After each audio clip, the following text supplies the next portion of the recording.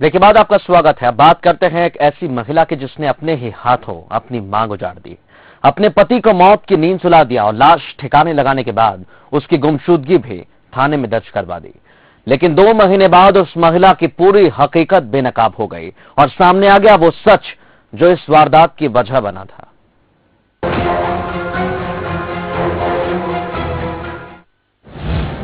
प्रेमी के साथ रचा गुनाह का चक्र, पत्नी ने खोदे पति की कब्र, इश्क की साजिश।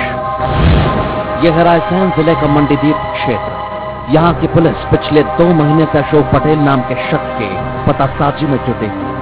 2 महीने पहले अशोक के लापता होने की शिकायत उसकी पत्नी विनीता पटेल ने दर्ज करवाई थी, जबकि विनीता पटेल खुद वो अपराधी थी जिसका हाथ अशोक के गायब होने में था।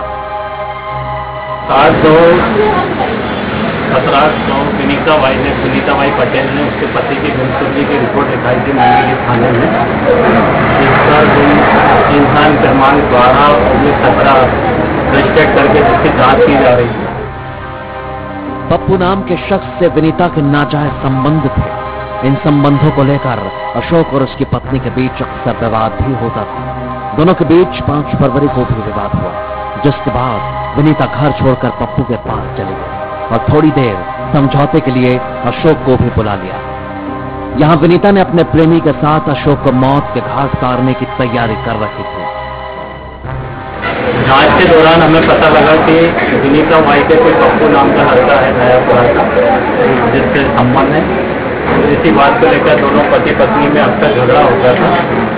तो इन दोनों ने 4 फरवरी की रात में आरएनजी वेयर हाउस के सामने खाली प्लाट पड़ा है, AKBN का प्लाट नंबर 19 है, उसमें उसका नाड़े से गला दबाकर मार दिया और पहले से गड्ढा जो खुदा हुआ था उसमें उसको गाड़ कर ऊपर से मिट्टी एवं चूना डाल दिया। विनीता ने अपने प्रेमी के साथ मिलकर अशोक को मौत के घाट उतार दिया और झाड़ियों के बीच उसकी लाश को दफना दिया।